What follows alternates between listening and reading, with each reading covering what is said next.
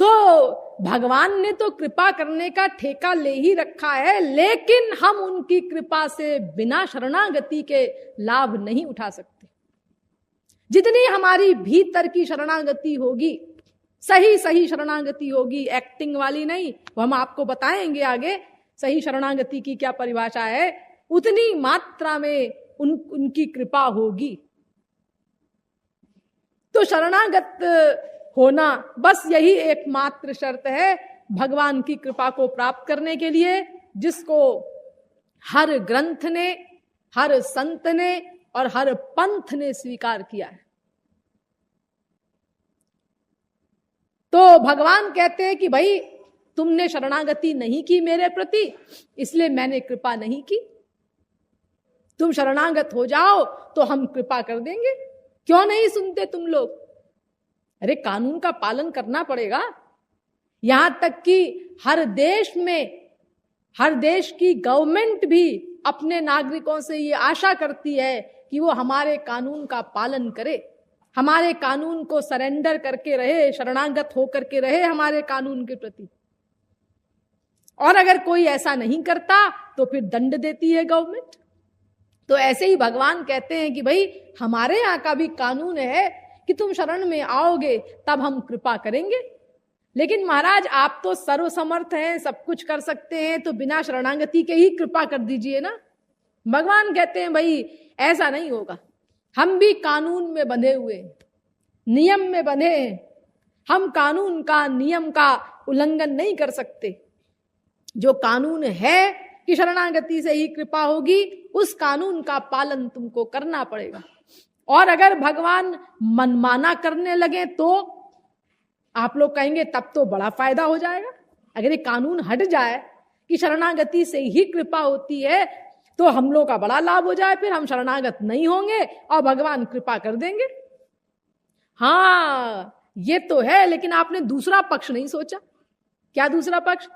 मनमाना होने पर फिर यह भी हो सकता है कि हम शरणागत हों और कृपा ना हो, यह भी तो हो सकता है।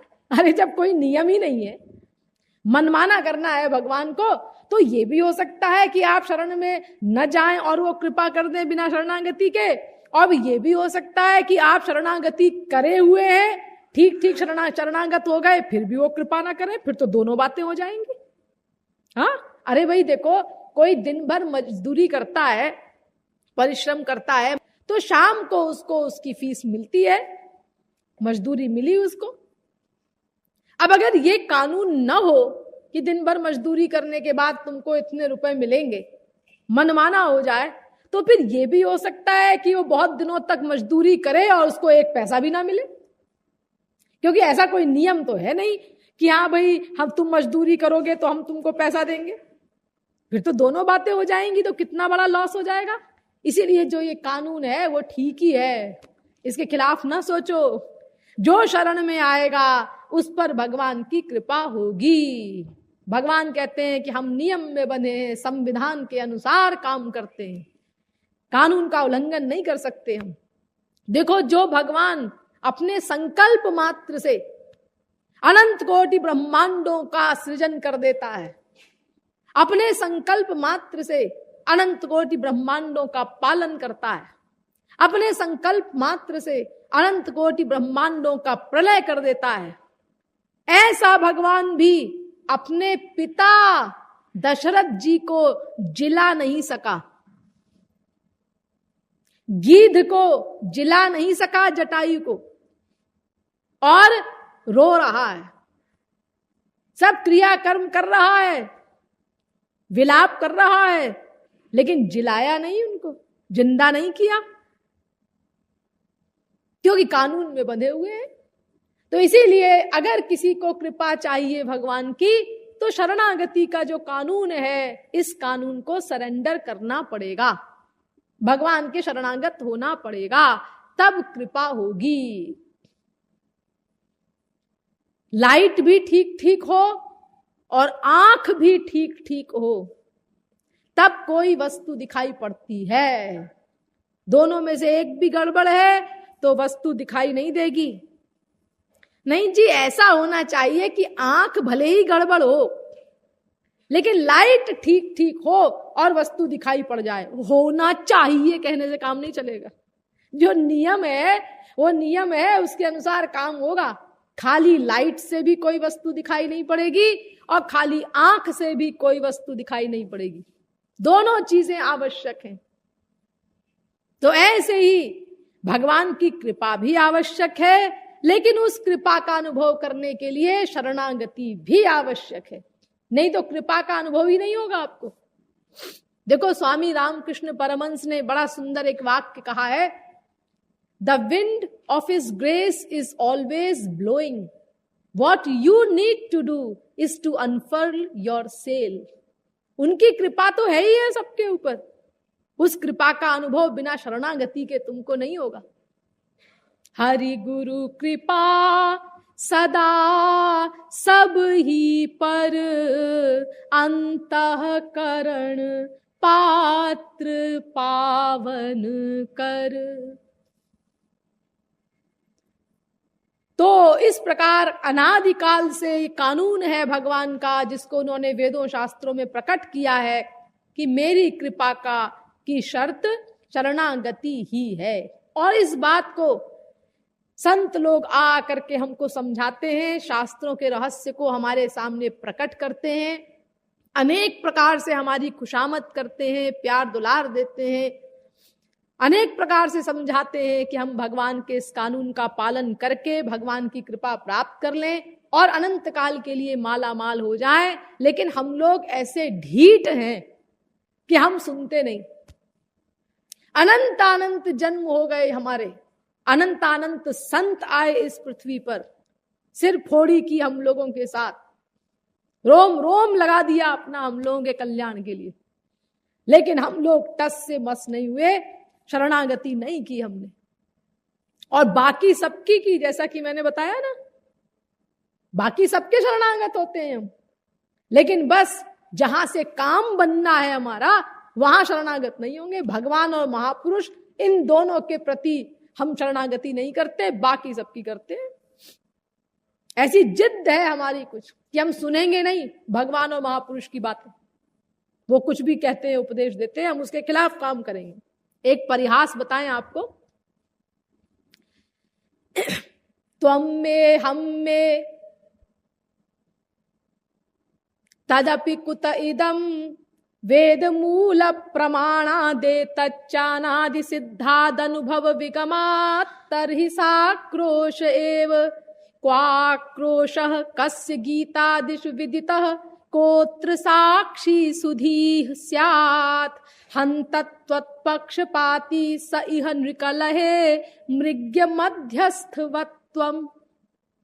भगवान ने जीव से कहा, त्वं में, तू मेरा है और मैं तेरा हूं, और इसमें भी अगर तू ही लगा दे भी की जगह, यानी अपने आप को मेरा ही मान ले और मुझे ही अपना मान ले, ही लगा दे तो बस काम बन जाए तेरा। तो त्वं में, तू मेरा है।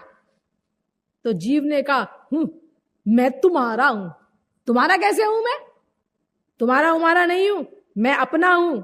अहम में मैं अपना हूं, तुम्हारा नहीं हूं मैं। अरे हमारा अपना संसार है, हमारी एक माँ है और एक बाप है और एक स्त्री है या पति है, 4 बच्चे हैं, इतना हमारा सब संसार है, ये सब हमारा अपना है। तुम्हारे कैसे हैं हम? तुम कैसे हमारे हो? ये नहीं चलेगा। तो भगवान ने कहा, अरे इनको तू अपना कैसे कहता है? 1000 बार तेरा बाप तेरा बेटा बन चुका है, कुछ पता है? आज जो तेरी बीवी है वो हजारों बार अनंत जन्मों में तेरी माँ बन चुकी है, तेरी बेटी बन चुकी है, और तू कहता है कि ये तेरे हैं। अरे इन संबंधों की क्या बुनियाद है? ये सब ऐसे ही हैं, ये सब तेरे नहीं है, मैं हूं तेरा। तो जीव कहता है, हम नहीं मानते तुम्हारी बात। तुम कहते हो ये हजारों बार मेरी बीवी मेरी बहन बन चुकी है, बेटी बन चुकी है, माँ बन चुकी है, मेरा बाप मेरा बेटा बन चुका है, हम नहीं मानते। हम तो वर्तमान को देखते हैं बस। वर्तमान में वो हमारा बाप है, हमें इससे मतलब है, हमारी बीवी है, हमें इससे मतलब है।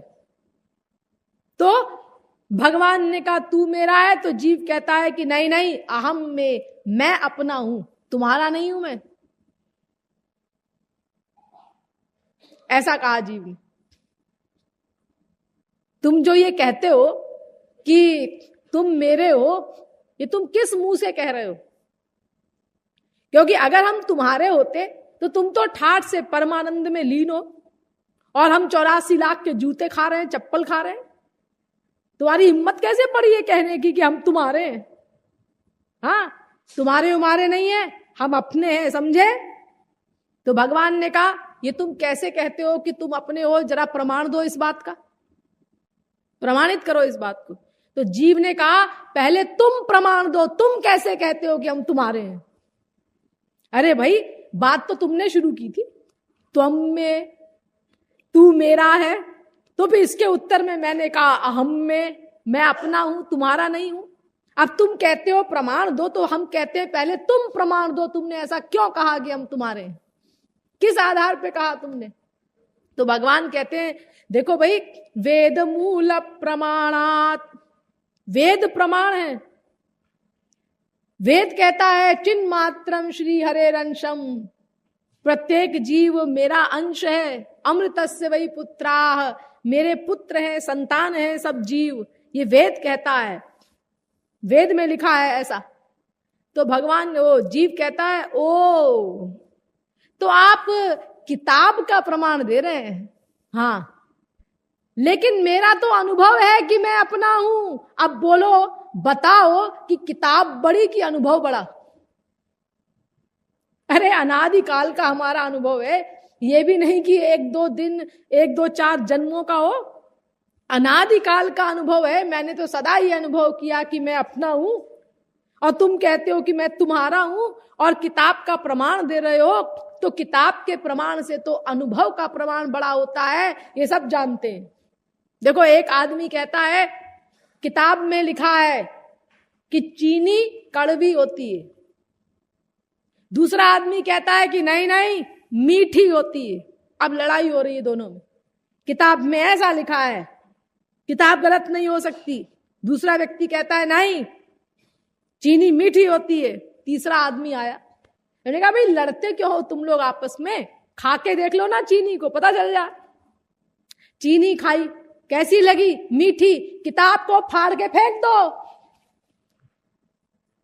हाँ, ये गलत कह रही है, किताब की चीनी कड़वी होती है। अनुभव से पता चल गया हमको कि चीनी मीठी होती है। यानी किताब के प्रमाण से बड़ा अनुभव का प्रमाण है। लेकिन वो जो कह रहा है कि चीनी कड़वी होती है, वो भी ठीक कह रहा है। किसी किसी रोग में ऐसा भी होता है कि मीठी चीज भी कड़वी लगती है। जैसे किसी को पित्त का रोग हो जाए तो मीठी चीज भी उसको कड़वी लगेगी। किसी को सांप काट ले तो कड़वी नीम भी उसको मीठी लगती है। तो ऐसे ही ये जीव जो है, इसको भी माया का रोग है। इसीलिए उस माया के रोग के कारण ये कहता है कि नहीं, मेरा तो अनुभव है कि मैं अपना हूं, तुम्हारा नहीं हूं मैं। तो भगवान से फिर उसने आगे कहा कि अब कोई दूसरा प्रमाण दो। ये प्रमाण तो तुम्हारा कट गया, जो तुमने किताब का प्रमाण दिया कि वेद ऐसा कहता है, गीता ऐसा कहती है। अब दूसरा प्रमाण दो कोई कि हम तुम्हारे हैं। तो भगवान ने कहा संत लोग इसके प्रमाण हैं। संतों से पूछ लो कि तुम मेरे हो कि नहीं, मैं तुम्हारा हूं कि नहीं। संत लोगों से? हाँ। अरे वो तो तुम्हारी पार्टी के हैं ही है, उनसे क्या पूछे, वो तो तुम्हारे अनुकूल बोलेंगे ही। अरे हंतत्व पक्षपाती, वो तो तुम्हारा पक्षपात करेंगे ही क्योंकि तुम्हारी पार्टी के। अरे किसी का नौकर अगर गवाही में खड़ा हो तो उसको कोर्ट भी नहीं मानती, वो तो जिसकी खाएगा उसी की बजाएगा, उसी के अनुकूल बोलेगा। तो ये संतों की वाणी कोई प्रमाण नहीं। भगवान हार गए। यानी देखो, इतना ढीठ है ये जीव कि किसी तरह मानने को तैयार नहीं। अनंत प्रकार से महापुरुष आए, उन्होंने समझाया, स्वयं भगवान अवतार लेकर के आए कि मैं ही तुम्हारा हूं, तुम्हारा संबंध एकमात्र मुझसे ही है, इसलिए मेरी ही शरण में आओ, सबसे नाता समाप्त करो, ममता समाप्त करो। लेकिन हम लोगों ने कहा नहीं, तुम्हारे हमारे नहीं है, ना तुम हमारे हो ना हम तुम्हारे हैं, हम अपने हैं और ये संसार वाले हमारे अपने हैं। हम अड़े रहे जिद्द पर, हमने शरणागति नहीं की, तो इसीलिए हमारे ऊपर कृपा भी नहीं हुई। भगवान कहते हैं जब तक तुम शरणागति नहीं करोगे तब तक कृपा नहीं होगी, मैं मजबूर हूं, क्या करूं। तो अब आप लोगों को पता चल गया कि भाई कृपा की शर्त क्या है। कृपा की शर्त है केवल शरणागति, बस। तो तुलसी, सूर, मीरा, कबीर आदि ने ये शरणागति रूपी शर्त पूरी कर दी होगी, इसीलिए उन पर भगवान ने कृपा कर दी। हम लोग कैरेक्टर वाले लोग थे, हमने घूस देना ठीक नहीं समझा, इसीलिए हम पर कृपा नहीं हुई, सीधी सीधी बात है। लेकिन जी एक बात है, क्या ये ठीक है कि भगवान की कृपा की शर्त शरणागति है और हमने ये पूरी नहीं की, लेकिन वो जो मुकदमा दायर किया गया था भगवान के ऊपर, उसका तो कोई हल निकला नहीं अभी तक, उसका फैसला तो हुआ नहीं। कौन सा मुकदमा दायर किया गया था? अरे वो हमने किया था ना कि भगवान तो अकारण करुण है, बिनु हेतु स्नेही है, बिना कारण के कृपा करते हैं। तो फिर ये शरणागति के बिना अगर भगवान कृपा नहीं करते तो फिर उनको अकारण करुण कैसे कहा जाता है? फिर तो वो सकारण करुण हो गए। अरे हमने कुछ किया और फिर भगवान ने कृपा की, तो ये अकारण करुणा कहां रही फिर? हाँ, इसका भी लगे हाथों हल कर लीजिए, इस प्रश्न को भी देखिए। इसके लिए हमको यह समझना होगा कि करना या कर्म कितने प्रकार का होता है। कर्म केवल दो प्रकार के होते हैं, एक अच्छा कर्म और एक बुरा कर्म। तीसरे प्रकार का कोई कर्म नहीं होता। अगर तुम अच्छा कर्म करोगे तो स्वर्गलोक मिलेगा, बुरा कर्म करोगे तो नरक मिलेगा। आप कहेंगे भाई एक मिक्सचर भी तो होता है अच्छे बुरे का, तो वो तो मिक्सचर है, तीसरे प्रकार का कर्म कहां है? तो उस मिक्सचर का परिणाम क्या है? उस मिक्सचर का परिणाम है मृत्युलोक। माठर श्रुति वेद कहता है पुण्येन पुण्यम लोकम नयति, पापेन पाप मुभाभ्यामेव मनुष्य लोकम। अर्थात तुम अच्छा कर्म करोगे तो स्वर्ग जाओगे, बुरा कर्म करोगे नरक जाओगे, और दोनों का मिक्सचर करोगे तो मृत्युलोक की प्राप्ति होगी। तो कार्य केवल दो ही रूप से हुए, दो ही हुए, एक अच्छा और एक बुरा। अब हमको ये पता लगाना है कि शरणागति कैसा काम है, अच्छा काम है या बुरा काम है। आप कहेंगे अरे जी कुछ भी हो, इससे हमको मतलब नहीं।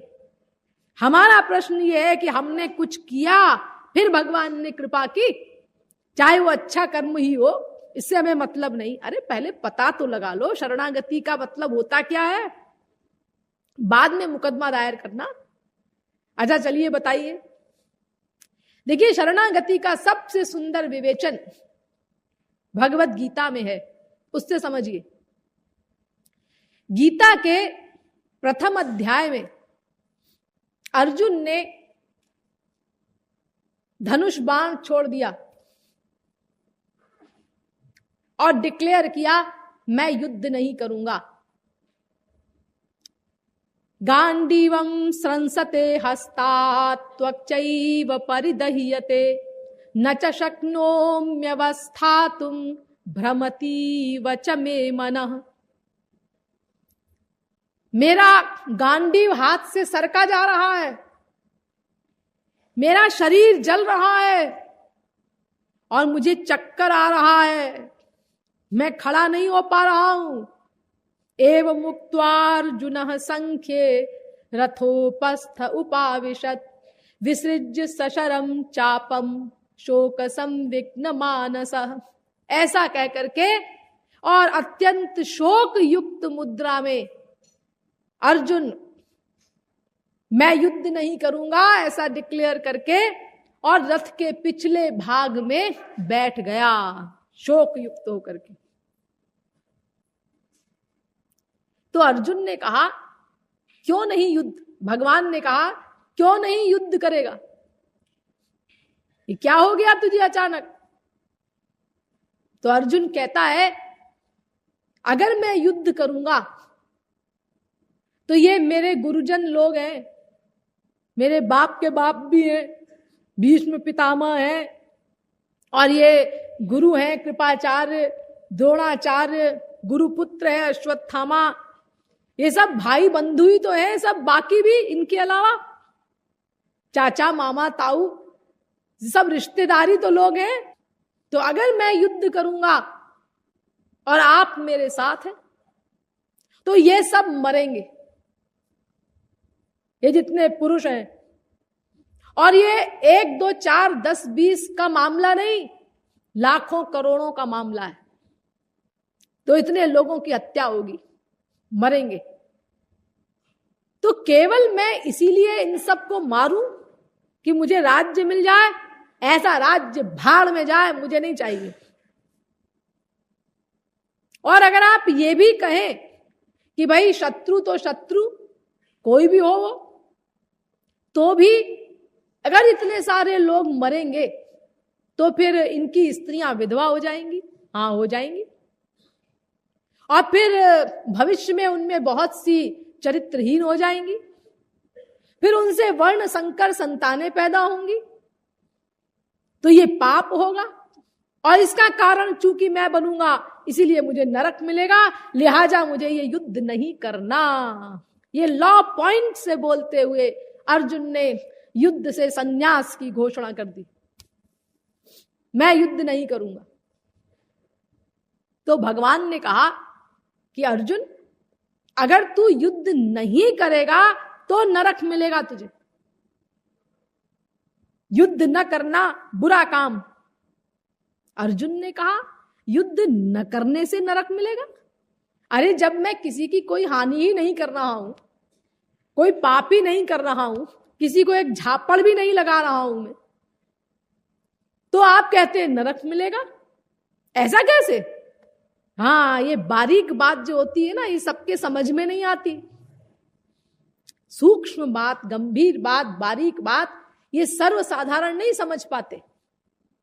देखो, अगर ये इतिहास किसी को बताया जाए ऐसे ही और अर्जुन और श्री कृष्ण का नाम न लिया जाए, उनके बारे में न बताया जाए, ऐसे ही जनरल वे में बताया जाए कि भाई एक बार एक व्यक्ति था, तो वो किसी की हत्या वत्या नहीं करना चाहता था, लेकिन उसका एक रिश्तेदार था, उसने उसको भिड़ा दिया और अनेक प्रकार से अपना ब्रेन वॉश कर दिया, उसका भिड़ा दिया उसको, और उससे फिर लाखों करोड़ों हत्याएं करवा दी उसने।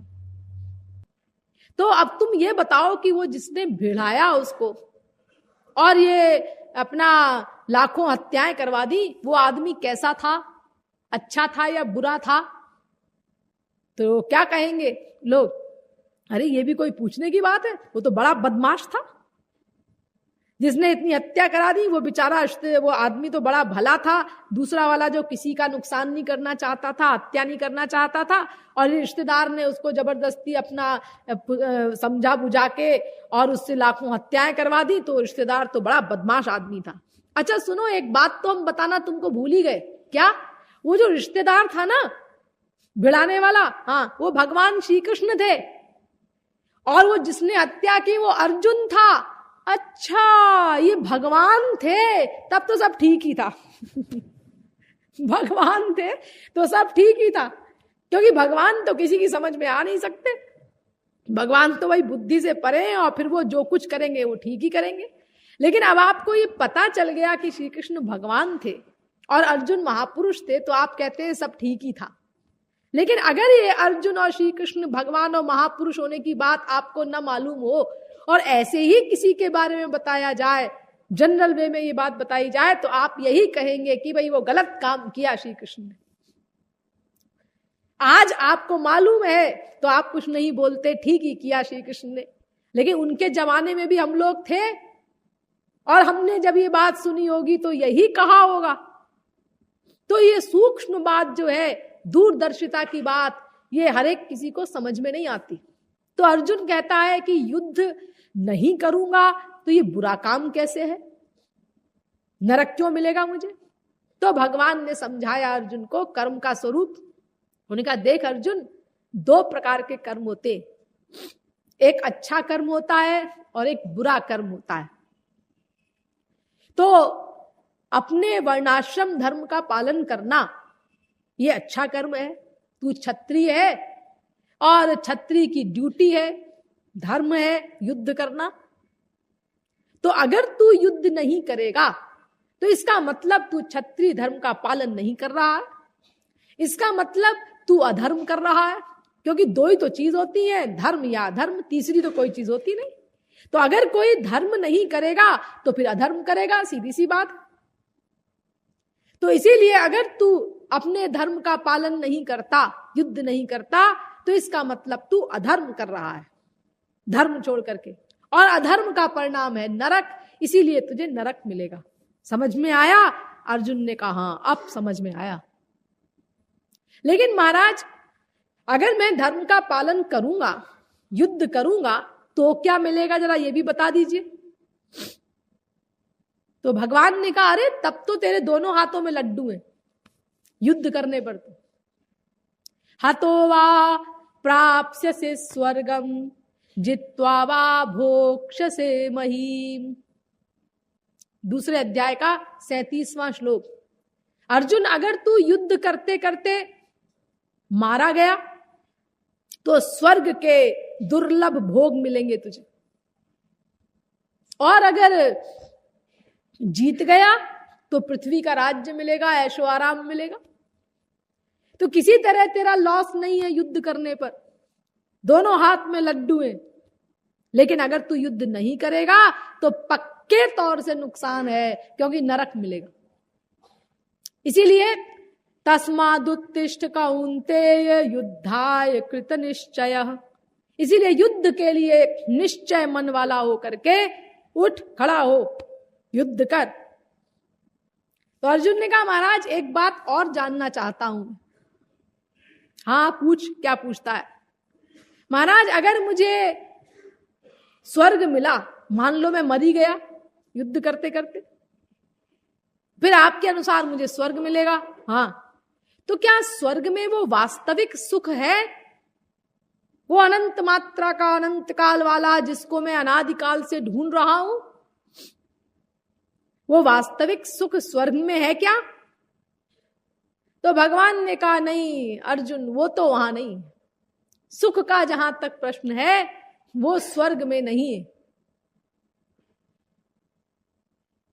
अरे स्वर्ग की जो अंतिम लिमिट है ब्रह्मलोक, सबसे ऊंची स्थिति स्वर्ग की, माया का अंतिम लोक है वो ब्रह्मलोक, सबसे ऊंचा, वहां भी सुख नहीं है। आ ब्रह्म भुवनाल्लोकाः पुनरावर्तिनोर्जुन। गीता 8वें अध्याय का 16वां श्लोक।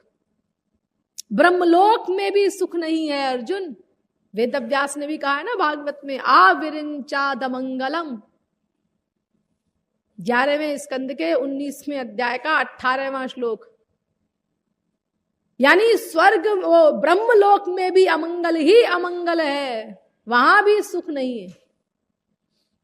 तो फिर ब्रह्मलोक से बहुत नीचे है स्वर्ग, वहां सुख होने का प्रश्न कहां है भला? और फिर वो स्वर्ग हमेशा के लिए मिलता भी नहीं।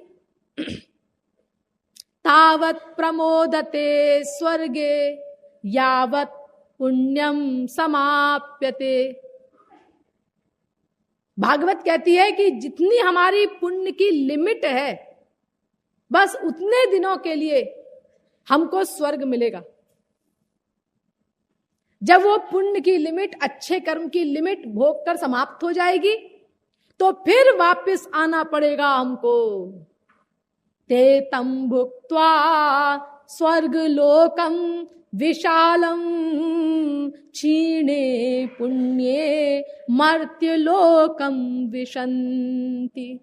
गीता 9वें अध्याय का 21वां श्लोक। भगवान कहते हैं कि वो पुण्य क्षीण होने पर फिर वापस मृत्युलोक में आना पड़ेगा, कुत्ता बिल्ली गधा सूअर बनना पड़ेगा। इसीलिए वेद में कहा गया है कि वो मूर्ख हैं जो स्वर्ग जाने के लिए प्रयत्न करते हैं। अविद्याया मंतरे वर्तमानाः स्वयं धीराः पंडितम मन्यमानाः दंद्रम्यमानाः पर्यन्ति मूढ़ा अंधे नैव नीयमाना यथान्धाः। मुंडकोपनिषद। अविद्यायां बहुधा वर्तमाना वयं कृतार्था इत्यभिमन्यन्ति बालाः यत्कर्मिणो न प्रवेदयन्ति रागात् तेनातुराः क्षीणलोकाश्च्यवन्ते। मुंडकोपनिषद पहले मुंडक के दूसरे खंड का 9वां मंत्र। इष्टापूर्तम मन्यमाना वरिष्ठम नान्यत् श्रेयो वेदयन्ते प्रमूढ़ाः नाकस्य पृष्ठे ते सुकृतेनुभूत्वेमं लोकम हीनतरम वाविशन्ति। मुंडकोपनिषद पहले मुंडक के दूसरे खंड का 10वां मंत्र। यानी अच्छे कर्म के परिणाम स्वरूप, धर्म के परिणाम स्वरूप स्वर्ग मिलता है, लेकिन ये स्वर्ग जाने वाले घोर मूर्ख हैं। प्रमूढ़ाः, मामूली मूर्ख नहीं, वेद कहता है प्रमूढ़ाः, घोर मूर्ख हैं, क्योंकि वहां से लौटने के बाद फिर ये मानव देह भी नहीं मिलती, हीन योनियों में पटक दिया जाता है। हीन तरम वा विशन्ति। तो स्वर्ग में हमसे भी बदतर है वो तो स्वर्ग। यहां कम से कम हम भगवान के शरणागत होकर के, भगवान की शर्त पूरी करके भगवत प्राप्ति कर सकते हैं, अनंत काल के लिए माला माल हो सकते हैं। लेकिन स्वर्ग में तो केवल भोग ही भोग है बस। वो कोई कर्म का, पुरुषार्थ का उनको अधिकार प्राप्त नहीं, और वो स्वर्ग हमेशा के लिए भी नहीं मिलता। यानी है तो जेल माया की, और वो भी हमेशा के लिए नहीं मिली। स्वर्ग A क्लास की जेल, मृत्युलोक B क्लास की जेल, नरक C क्लास की जेल, तीनों में माया का बंधन है, खाली स्टैंडर्ड में अंतर है बस। स्वर्ग में सोने की हथकड़ी बेड़ी है और मृत्युलोक में चांदी की है, नरक में लोहे की है। लेकिन बेड़ी तो बेड़ी, कैद तो कैद, माया की कैद से तो छुटकारा मिलेगा नहीं। और वो A क्लास की जेल हमेशा के लिए भी नहीं मिलेगी। पुण्य क्षीण होने पर फिर आ जाओ B क्लास में, C क्लास में। मानव देह मिलने की भी गारंटी नहीं। वेद कहता है हीनतरम वा विशन्ति। तो भगवान कहते हैं भाई वो वास्तविक सुख तो अर्जुन स्वर्ग में नहीं है। तो अर्जुन कहता है फिर महाराज आपने जो ये लड्डू दिखाए मुझे, इन दोनों लड्डू में तो पॉइजन मिला है। हाँ, क्योंकि अब पृथ्वी के बारे में तो आपसे पूछने की जरूरत है नहीं, क्योंकि हम लोग राज्य के सुखों का भोग कर चुके हैं, ऐशो आराम कर चुका हूं मैं, और ये जान चुका हूं कि यहाँ भाई पृथ्वी पर तो सुख का लवलेश भी नहीं है, और स्वर्ग के बारे में आपने बता ही दिया कि वहां भी सुख नहीं है। तो फिर ये लड्डू मेरे किस काम के? तो अब तो महाराज मैं दोनों ओर से फंस गया। अगर मैं युद्ध करता हूं तो मुसीबत, या तो स्वर्ग के नश्वर भोग मिलेंगे और या तो पृथ्वी के भोग मिलेंगे, दोनों में कहीं सुख नहीं, वास्तविक सुख का लवलेश भी नहीं। और अगर मैं युद्ध नहीं करता हूं तब तो फिर और गड़बड़ है, वो नरक मिलेगा, वो तो सबसे रद्दी। तो महाराज ये तो अच्छा फंस गया मैं। तो मैंने तो आपसे पहले ही कह दिया था कि कार्पण्य दोषो पहत स्वभाव पृच्छामि त्वाम धर्म सम्मूढ़ चेताः यच्छ्रेयस्यान्निश्चितं ब्रूहि तन्मे शिष्यस्तेऽहं शाधि मां त्वां प्रपन्नम। महाराज मैंने तो शुरू में ही आपसे कह दिया था कि मेरी अकल काम नहीं कर रही है।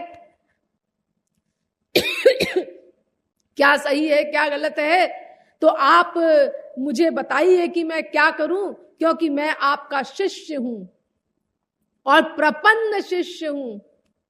अर्जुन ने कहा शिष्यस्ते हम शाधिमाम त्वाम प्रपन्नम। शिष्य हूं मैं आपका। यहां पे अर्जुन की चालाकी टॉप की है, उसने शिष्य शब्द का प्रयोग किया। भक्त हूं आपका ऐसा नहीं कहा, आपका अंश हूं ऐसा नहीं कहा, शिष्य शब्द का प्रयोग किया। यहां चालाकी है। क्या चालाकी है? अगर अर्जुन ये कहता कि मैं आपका भक्त हूं तो भगवान बहाना कर देते कि भाई वो ज्ञान तो गुरु से होता है, जाओ किसी गुरु के पास जाकर समझो क्या करना चाहिए क्या नहीं, क्योंकि गुरु बिनु होई की ज्ञान, सिद्धांत है शास्त्रों वेदों का, ज्ञान तो गुरु देगा।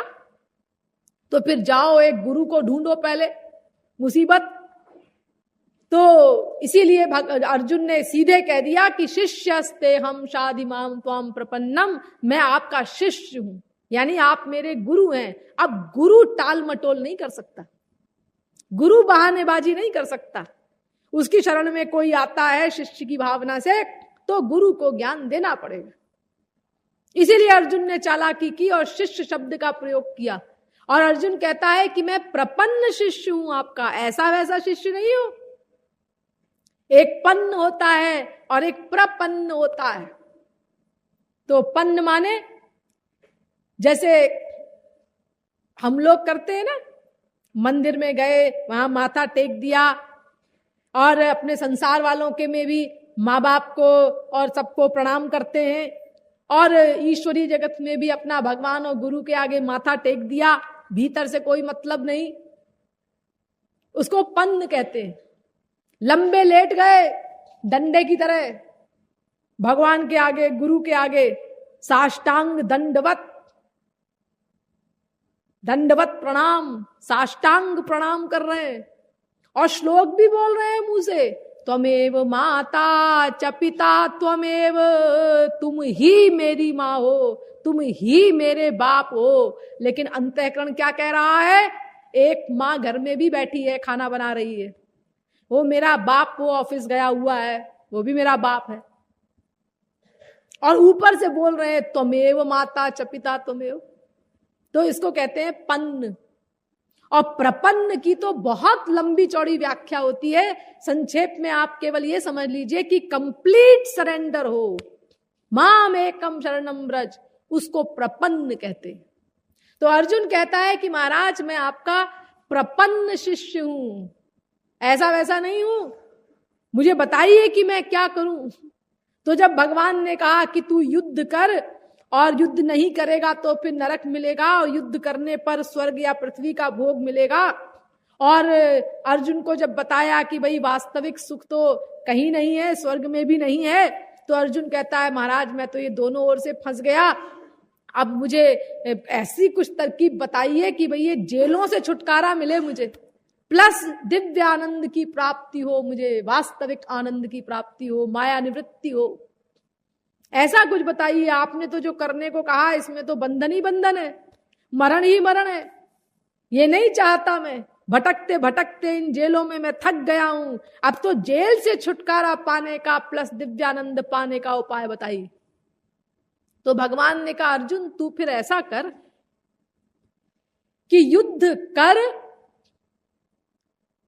यह भी मत कर, और युद्ध न कर, यह भी मत कर, ऐसा कर। तो अर्जुन कहता है महाराज ये क्या पहेली है? हाँ, युद्ध कर यह भी मत कर, युद्ध न कर यह भी मत कर, ऐसा कर। अरे महाराज आप अपने गुरु के लेवल से न बोलिए, शिष्य के लेवल से बोलिए, मुझे भी कुछ पल्ले पड़े, ये आप क्या पहेली बोल रहे हैं, तो मुझे कुछ समझ में नहीं आ रही। भगवान ने कहा अरे अर्जुन पहेली की बात नहीं है, सीधी सीधी तो बात है। देख मैंने कहा कि तू युद्ध कर, ऐसा मत कर। ऐसा मैंने क्यों कहा?